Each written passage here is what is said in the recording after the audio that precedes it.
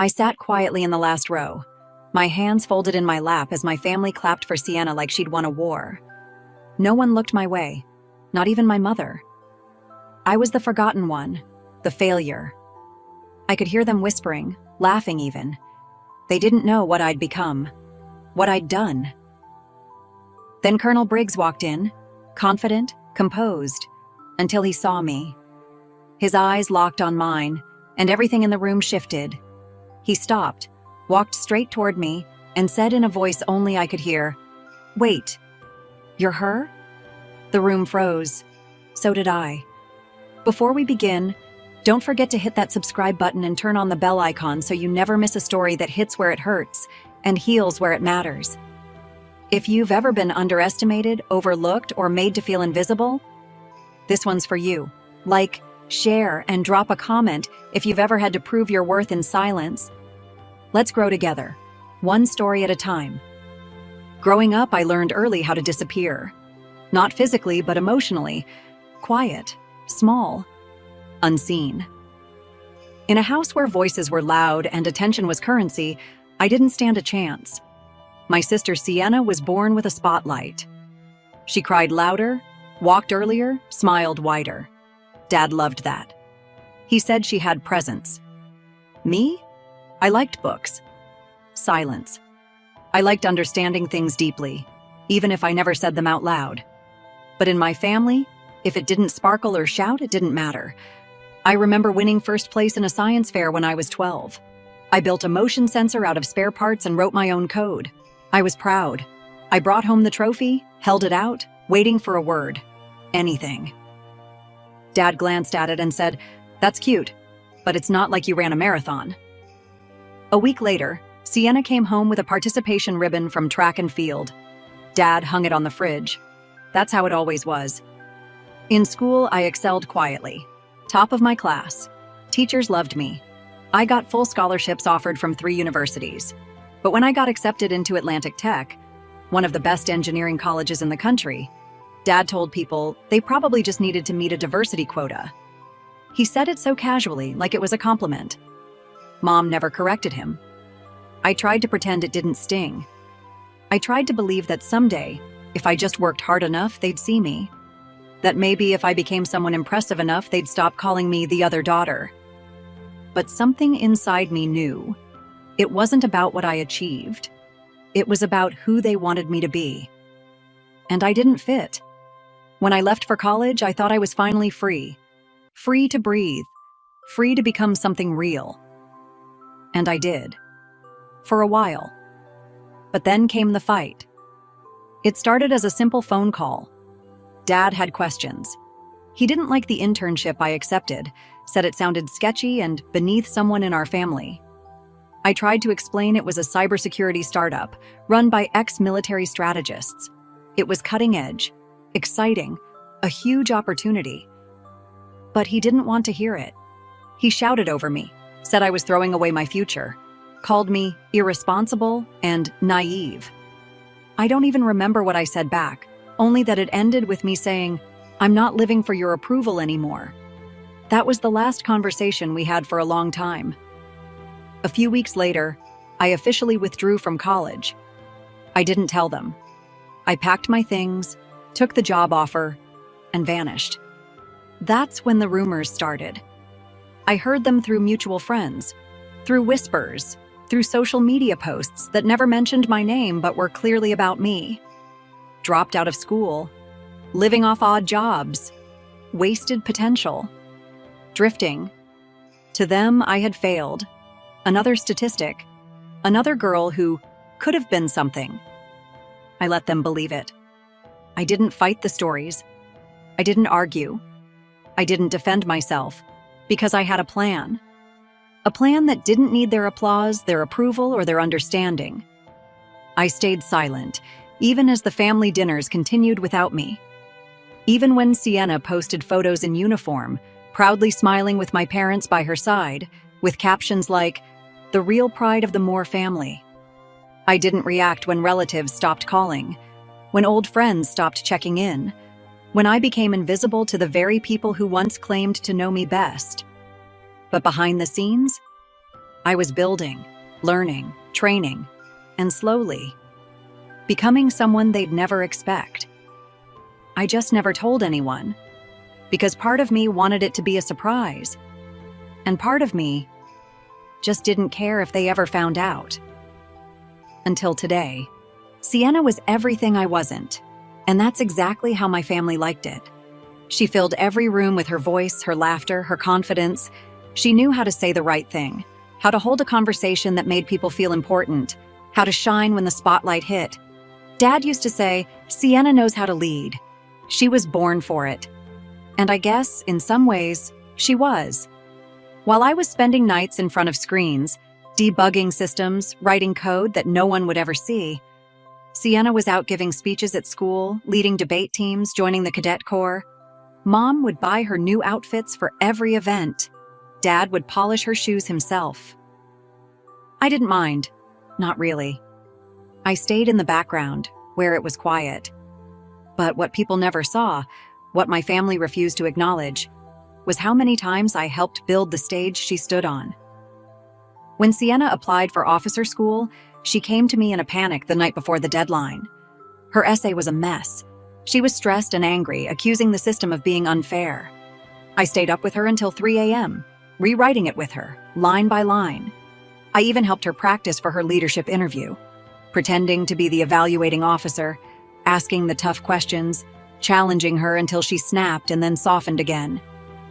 She passed, of course, with flying colors. At dinner the next week, she gave a little speech, thanked her commanding officers, thanked Mom and Dad for believing in her, thanked her mentors. She didn't mention me. Not once. I didn't expect her to. I'd gotten used to that by then.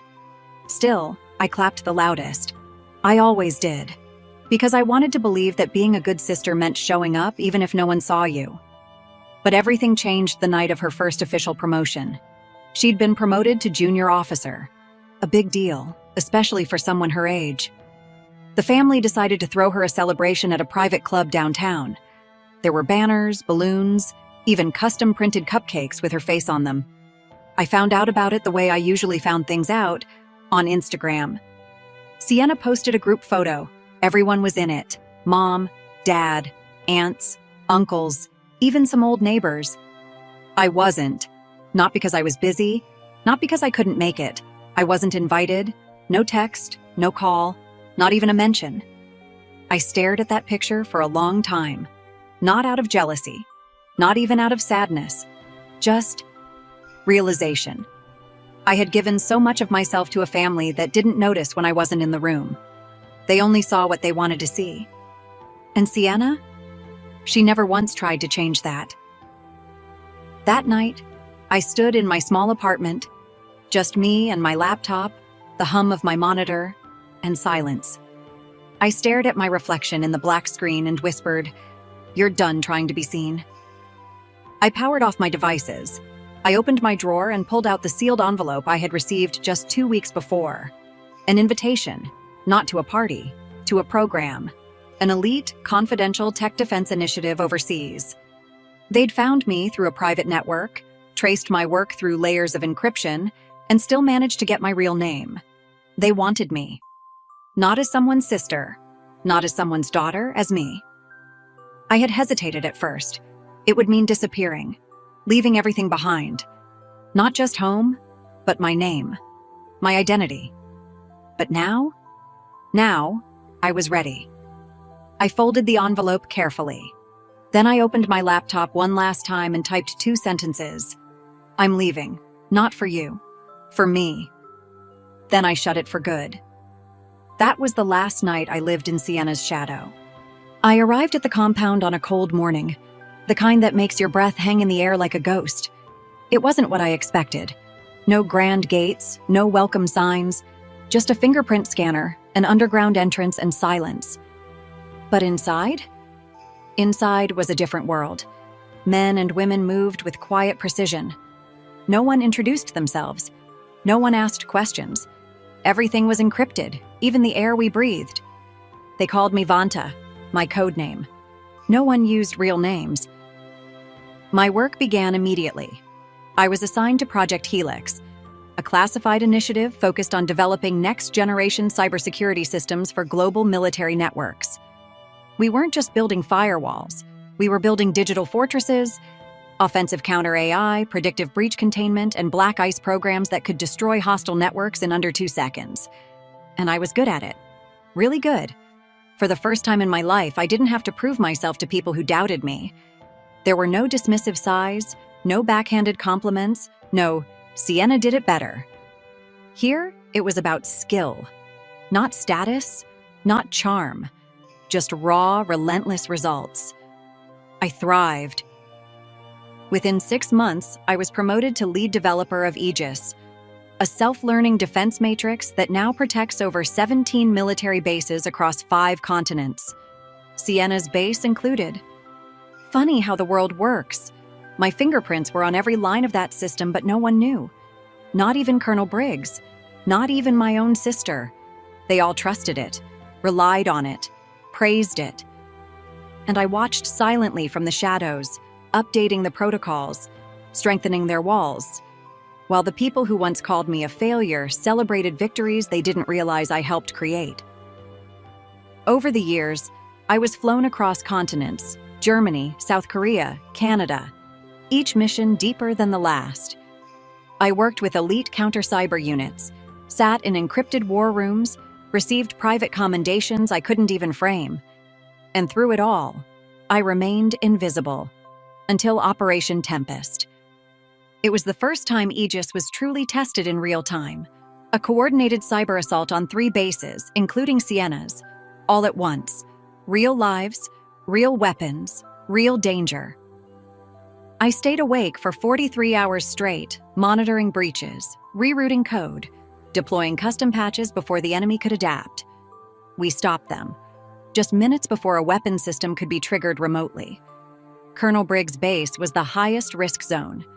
A single override failure would have cost over 400 lives, but Aegis held. I held. When the dust settled, they issued a silent recognition to Vanta. I didn't need a medal, just the quiet knowledge that I had done something no one believed I could. Back home, my family had no idea. I saw their posts the next day. Mom had baked cookies.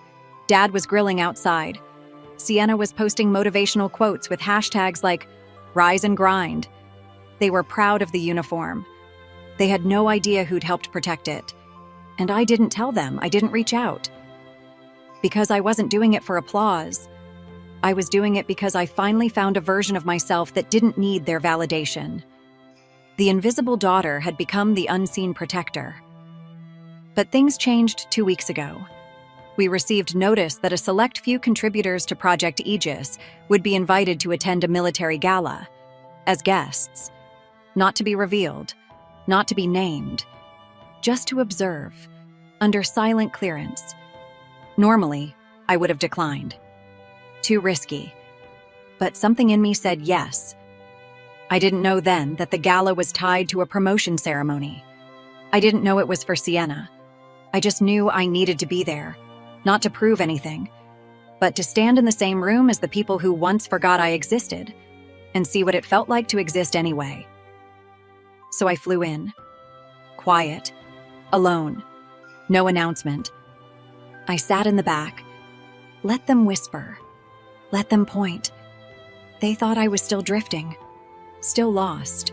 Still invisible. They had no idea. No one did, not even Sienna, not even Colonel Briggs. But that changed today. The moment his eyes locked on mine, the moment he stopped mid-step and said, "Wait, you're her?" That's when the world caught up, and everything changed. The applause roared as Sienna took the stage, her posture straight, her smile wide. She wore her new rank like a crown, shoulders squared, chin high.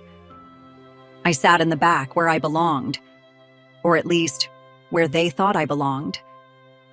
Dad, Charles, stood near the front, proudly pointing at her like he'd trained her himself. "That's my daughter," he said loudly to anyone who would listen. "First more in the family to rise this fast. Military blood, born to lead." Mom, Vivian, stood next to him, soft-spoken and smiling. The kind of smile that hides 100 swallowed opinions. She clapped gently, glanced back once, caught sight of me, then quickly looked away. They saw me, but they didn't see me. I could hear them whispering. "Isn't that the older one? Didn't she drop out? Thought she moved abroad, didn't know she was back." It was like being a rumor in my own life. Sienna soaked it in. Her speech was polished, full of confident pauses and patriotic flair. She thanked the base, thanked her team, thanked our parents, calling them her roots. When she finished, the applause came again, longer this time. And then, the room settled. Colonel Briggs stood. He took slow steps to the podium, his expression unreadable. But instead of speaking to the crowd, he looked straight at me. "Amara Moore," he said, loud enough for everyone to hear. Heads turned, mouths parted. My heart didn't race. It slowed. Charles furrowed his brow. "What's this about?" he said under his breath. Sienna folded her arms and tilted her head, clearly annoyed. I stood up, quietly. "Yes," I replied. Briggs gestured toward the side exit. "May I speak with you? Privately?" I hesitated just long enough for people to start whispering again. Then I walked down the aisle, past people who'd never once spoken to me, past Sienna's frozen smile, past my father's confused glare. When we reached the hallway, the door closed behind us. Silence. Briggs turned to face me fully. The man was a legend, decorated, feared, respected, and now completely humbled. "Is it true?" he asked. His voice was lower now, more personal. "You're the architect behind Aegis Firewall?" I didn't answer right away. I studied him, the way his shoulders squared, how his eyes didn't shift away even once. He wasn't doubting me. He was amazed. "Yes," I said simply. His breath caught. He blinked, once, then shook his head slowly like he was seeing a ghost. "I ran drills on your system," he said. "I've never seen anything like it. We thought it was designed by a whole unit. You saved my people during Tempest. You saved us." I didn't flinch. I didn't smile. I was just doing my job. He looked down, then back at me. "Why didn't you ever come forward?" I could have told him about my family, about the years I spent invisible, about being overlooked, dismissed, written off, about how my name wouldn't have meant anything to anyone back then, how it barely meant anything now. But instead, I said the truth. My work doesn't need applause. Briggs stared at me, then nodded slowly. "You've got more discipline than half my officers." I almost laughed, but I didn't. He looked like he wanted to say more, maybe even offer something. But he didn't. He just said, they should know." "They will," I said, "when it's time." We stood in silence for a moment, two people from different worlds, connected by one quiet, powerful system that neither of us could talk about in public. Then he straightened his jacket, nodded once more, and turned to walk back inside. As I followed behind him, I felt it. The shift. People weren't looking at Sienna anymore. They were looking at me. Not with pity, with questions. And for the first time in years, I didn't look away. The air was different when I stepped back into the room. It was subtle at first. The kind of shift you only notice when you've spent a lifetime watching from the edges. Conversations paused mid-sentence. Eyes followed me as I walked down the aisle. The same people who whispered earlier had stopped whispering. They were watching. Not with judgment, with uncertainty. And then came the first one. A man in a dark green uniform, silver bars on his shoulders. He approached me slowly, like someone approaching a storm they weren't sure would strike. "You're Vanta?" he asked in a hushed tone. I raised my eyebrows, just a little. I thought no one used real names here. He gave a quiet, breathless laugh. "We ran drills on your system last fall. Thought it was written by an entire team of PhDs. I didn't respond. Because what was there to say? He just gave a slow, respectful nod and stepped aside. Then another came. And another. Officers, technicians, strategists. They didn't flood me, but they flowed. one after another. Quiet reverence in their voices, controlled awe in their eyes. They asked short questions. Is it true? Were you involved in Helix? Did you really stop the triple breach in Tempest? I answered each one briefly. Nothing dramatic, nothing loud. And yet, the room felt like it was pulsing. From across the hall, I saw Sienna standing stiffly by the banner with her name on it.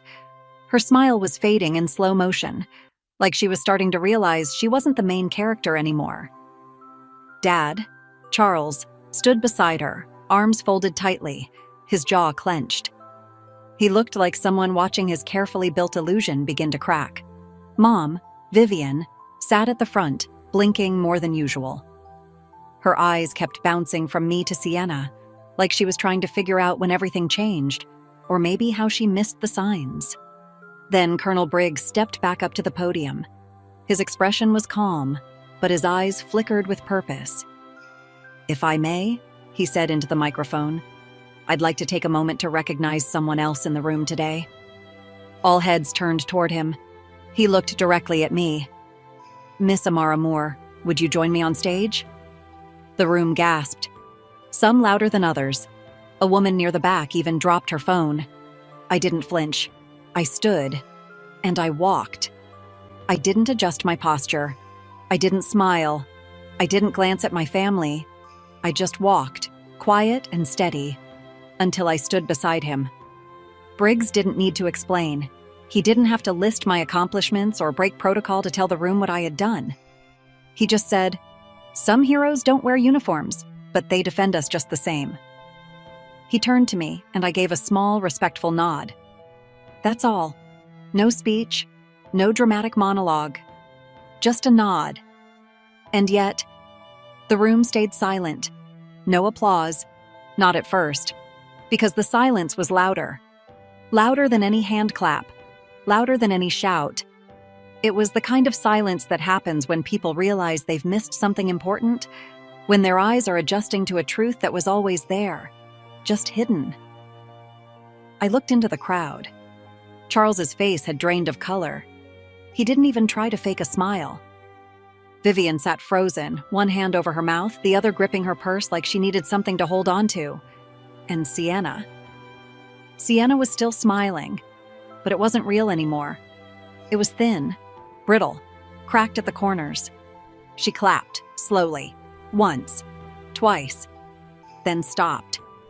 Not because she didn't know how to continue, but because she finally understood.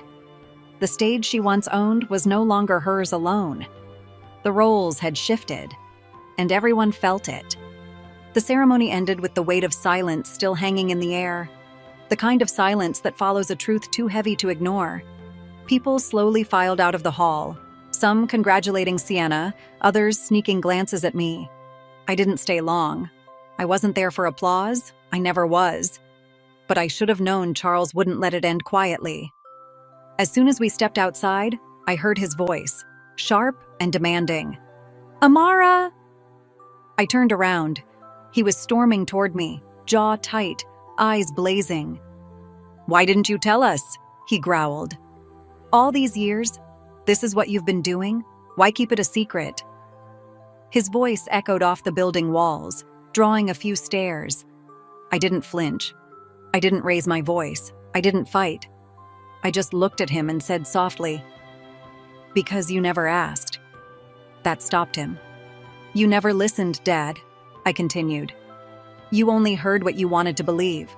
You decided I was a failure, and you never once gave me the space to show you otherwise."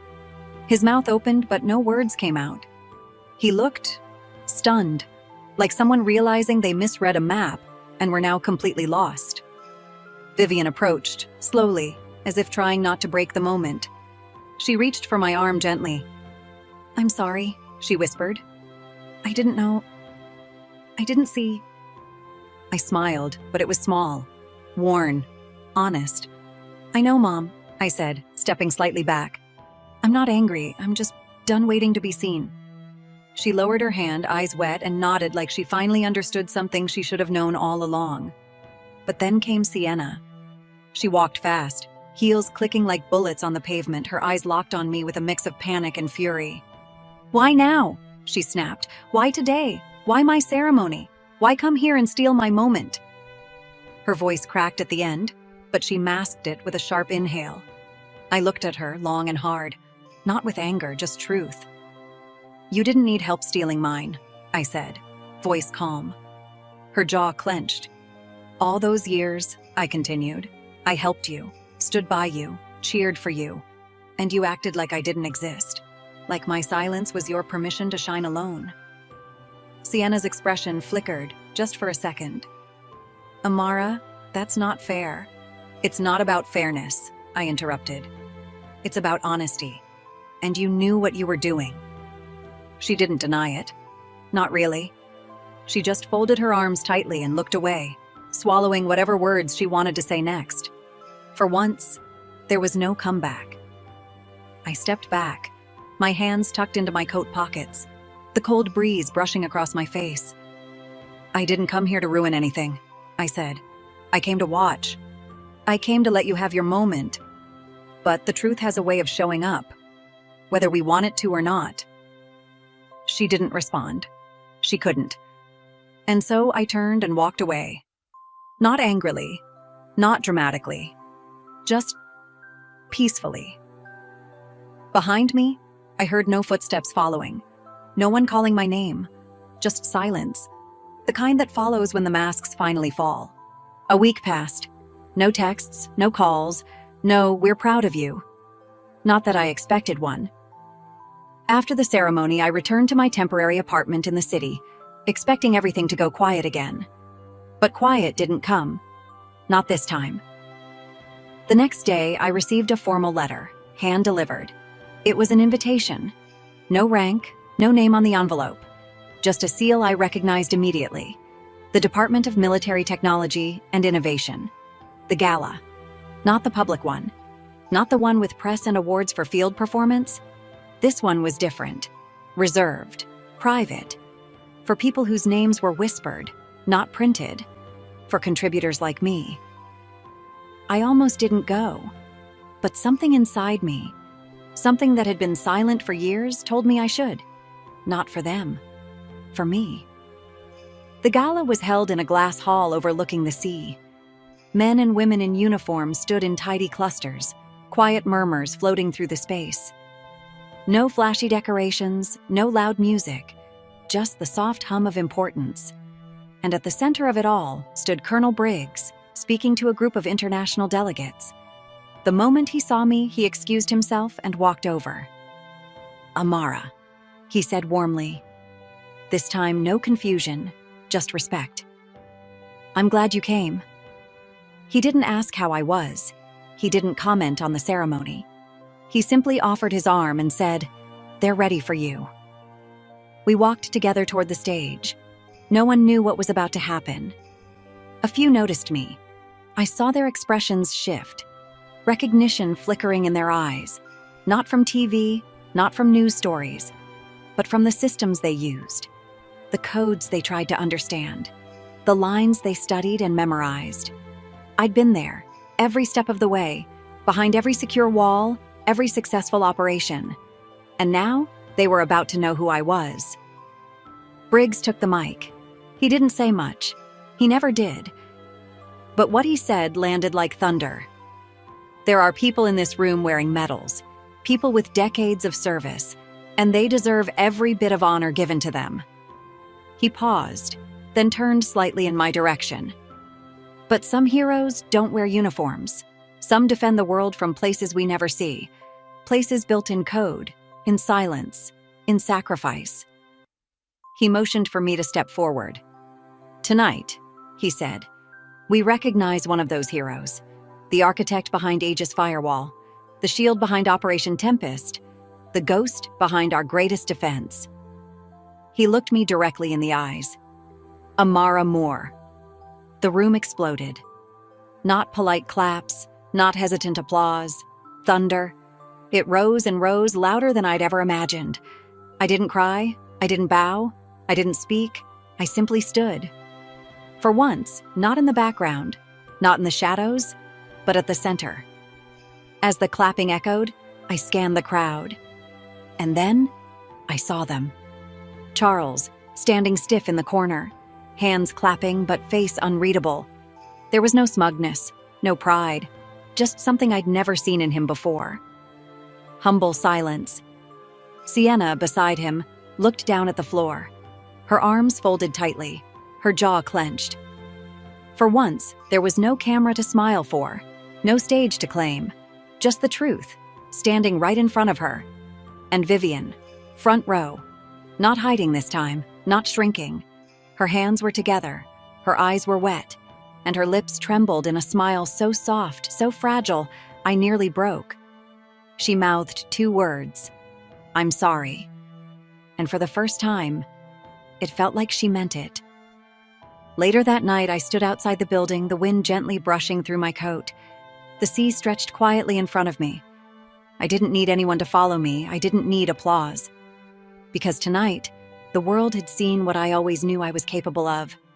And this time, there was no more hiding, no more whispering, no more pretending I didn't exist. I wasn't just the forgotten daughter. I wasn't the failure. I was the headline. If this story moved you, don't scroll just yet. Hit that like button, subscribe to the channel, and turn on notifications so you never miss the next powerful moment. Share this with someone who's ever been underestimated. You never know who needs to hear it.